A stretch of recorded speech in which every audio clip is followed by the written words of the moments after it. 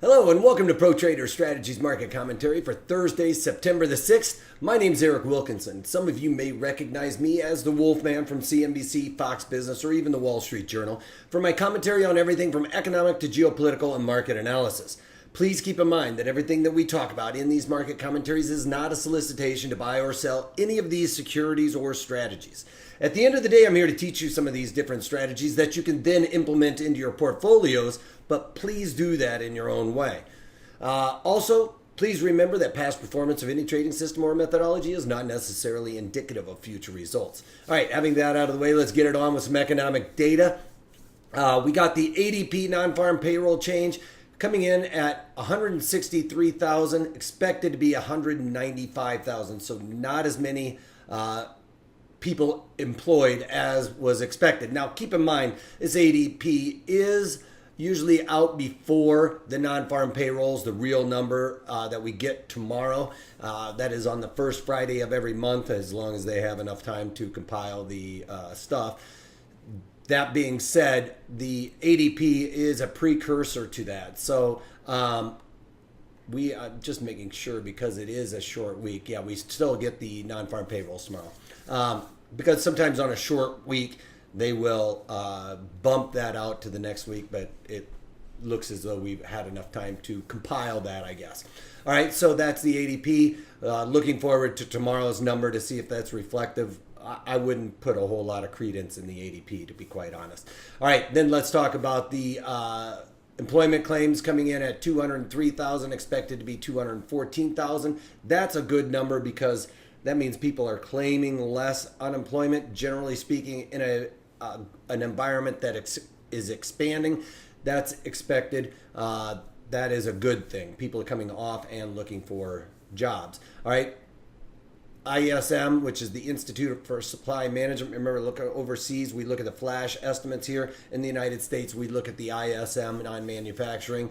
That comes in for the PMI, Purchasing Managers Index, at 58.5, expected to be 56.8. So much better than expected there. Remember, anything with these numbers over 50 is expansion in the economy. So we're still good there.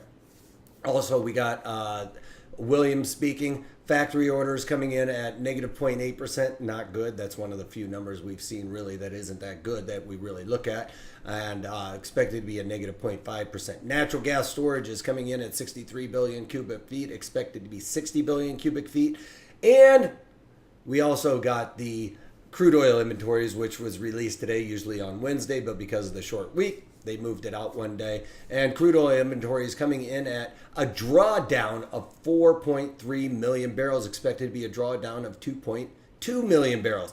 That headline number looks like there's a lot of demand going into crude oil inventories, but when we look over here at the crude oil data, that's showing bearishness. Well, when we have a drawdown in supply, that indicates an increase in demand, right? That should be bullish for crude oil. Well, looks like some people have gotten wise to these numbers and started digging into it, because what happened here was there was a drawdown in crude oil. No lie, that's true. That's the headline number. That's what everybody looks at. But remember when we saw this happening about, I don't even know how many months ago now it was, but 3-4 months maybe even, just off the top of my head, we were talking about all these drawdowns in crude oil. And where is the demand for it? Well, what's happening is they're starting to do this little game again where they are just refining the products fast. And it looks like capacity utilization is really high right now. They're converting all of this stuff from the crude oil, which isn't really usable necessarily until we distill it and go through the refining process. And we get all kinds of things like gasoline and distillates, all right? So the gasoline side of it increased by 1.85 million barrels, expected to be a drawdown of 1.5 million barrels. So about 3.5 million barrels more than what was expected on that front. And then distillates came in at a build of 3.2 million barrels, and that was expected to be 700,000 builds. So a lot more than what was expected there. We could almost say 2.5 million barrels more than what was expected there. So we're refining these products and not really seeing the demand for those byproducts of the crude oil. That's why crude oil is coming over. I also think that it's a culmination of technicals, the technical analysis with the fundamentals, the technical being the charts, and losing that, getting back down to the point of control, also in line with the fundamentals being lack of demand and increasing inventories. Okay, so all of that is bearishness for crude oil. That being said, we're seeing crude oil right back down to the point of control, which is what I've talked about for several days now, that once it gets up into those 70s, it's just going to start losing steam with lack of demand. And that's what we are seeing with crude oil, and it's down over $1 today already, $1.50 today, basically. All right, gold struggling to stay above that 1,200. We got a nice little pop in there earlier, overnight also, and then a bit of just profit taking going on right now. Gold only up a couple of dollars. Bitcoin, though, is having a lot of trouble, and we're actually starting to see volumes pick up down here. I don't know if people with the weak hands are starting to puke out of it, that may have gotten long down here, waited it out, and thought, you know what, I'm not going to take this into a loser, and we're seeing that as the volume. But fact of the matter is we're seeing volume increase on the downside, and that is not always a very good sign. So we're still above the 6,400 mark. That just being an arbitrary number for the most part, it's looking like it's going to go back down and test this Fibonacci of the 58-ish area. So 5750 is the low. I think that's going to be tested the way this market's really starting to accelerate to the downside. Now, bonds are moving higher by about 0.5 point. Not a whole lot of room to move here. There are some talk going on that we aren't seeing this robustness in the economy. We're seeing good numbers out of the economy, but they are far from robust and really exciting to look at, like an economy really chugging along, and we need to slow this bad boy down. It's just chugging along, at the speed limit, let's say, rather than going below the speed limit, recession, and above the speed limit is, just off to the races. We are just kind of trudging along right here. So bonds are moving higher. Even if they don't raise rates, they can't go a whole lot higher. So I'm not too concerned about my TLT trade in there with this move higher. But some of that also is going to have to do with the negative sentiment we've seen in a lot of the stocks as of recently, especially the tech sector. We talked about that yesterday in the NASDAQ. Having said that, we've got VIX moving higher again today by about 77 decimal points. 77 cents is what I wanted to call it, and up into the 14 handle. So that's good for the rest of us that like to trade high volatility. Still not a whole lot of volatility showing up in a ton of stocks outside of earnings and stuff like that. A few of them that have earnings yet to come out. But we are seeing volatility go up, which is a good thing for us premium sellers. Now, Dow Jones Industrial Average down 14 points, below 26,000. I think it's going to struggle to get above there, even with the rest of the broader market kind of selling off. I think it's going to kind of want to draw it down as well, but only off by about 15 points, 16 points. It looks like it just ticked 2, but that's pretty close to unchanged for the Dow. Again, NASDAQ accelerating to the downside and piercing below the 61 Fibonacci extension level that we have here, coming right back down to this volume node here. Might very well find support on this 50-day moving average, but the sell-off here, even if the bulls climb above this 61.8 Fibonacci and settle just slightly above it, isn't going to make this chart look any better. This market's going to have to almost rally back to unchanged, or let's call it 7,500. Let's just say 7,500 to make it look good. 7,500 is where the NASDAQ probably needs to be in order to make this chart look like we have bottom. Now, that being said, we could see tomorrow find the bottom a little bit, but we need a massive rally here late in the day today in order to make this chart look like it is becoming a little bit more bullish. Even a settlement just above that 61 Fibonacci, I don't think is going to really hold a whole lot of weight. Okay, then with the E-mini S&Ps, and as a matter of fact, I'm very close to covering my longs and SPY. I haven't done that yet, and I'll talk about that here in a little bit. But with this market breaking down and moving lower, I have long SPY. It was more of a delta adjustment to my portfolio, but this chart looking broken, unless I see a massive rally towards the end of the day, like I saw or talked about in NASDAQ getting up to 7,500.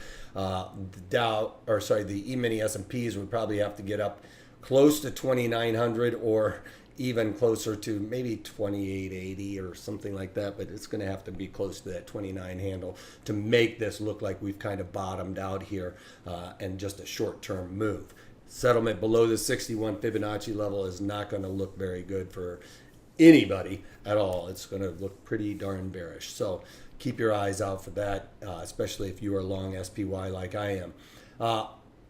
Overall market inventory was pretty flat, but then, you can see here towards the open of the day session, just bearishness coming out, all this stuff with Congress and everything else really throwing a wet blanket on the overall markets. Also, a lot of talk with the heavy tech guys, a lot of bad news out there for those guys, so that also adding some bearishness to the overall market.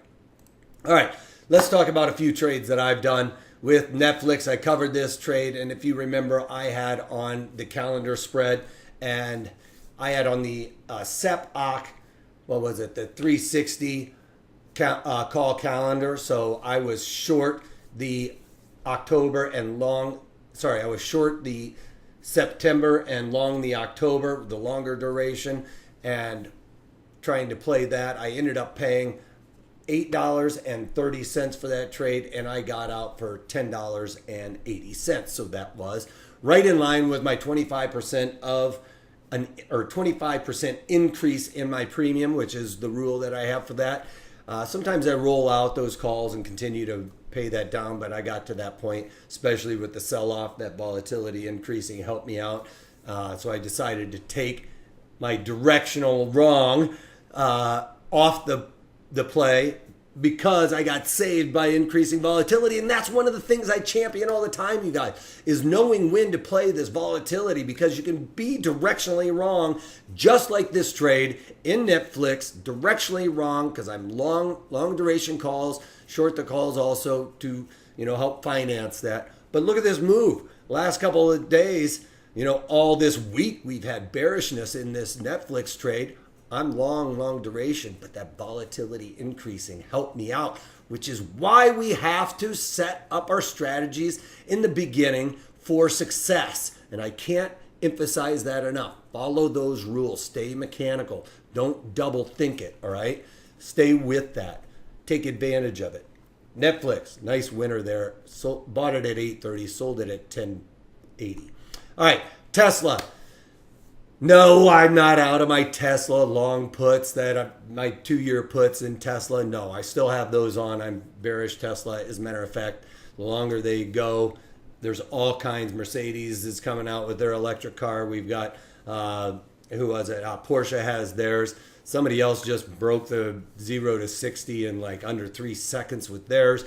Everybody's coming out with electric cars, and to be, I'm talking my position and my opinion, sexier cars. So that being said, Tesla rolling over right now. I decided to add some short calls with the volatility high. It's the time to sell premium, right? So Tesla, October, 350 calls in there, which gets me above 2 Fibonacci's and way above, almost to the value, or the value area high right here is the 350. That should all act as resistance. Yes, I talked about these different nodes acting as magnets, but I've got a lot of resistance areas above that I can kind of hold solace in. I've got this 38 Fibonacci level. I've got the point of control, which should settle the market down if it gets back to there. Then I've got another 23 Fibonacci here, and then I've got another value area where the point of control is for the volume, or not the volume, the time spent. And then another area where I've got a value area high. All of those are very bearish or very strong resistances going higher. So I've got a pretty good setup there in Tesla, and I sold that for $3.15. That was on the rally this morning. I actually chased it down from like $3.50 all the way down to $3.50, and that's where I stopped chasing. And I got lucky with a little bit of a pop, it looks like now. But that's about it for today. Other than I've got a webinar coming out, and it is going to be on defending strategies when they've gone against us, how to stay mechanical and be diligent with these trades that are looking like losers, okay? All right, so check that out at protraderstrategies.com. That's all I got for you guys. Other than if you can't take that, take it easy.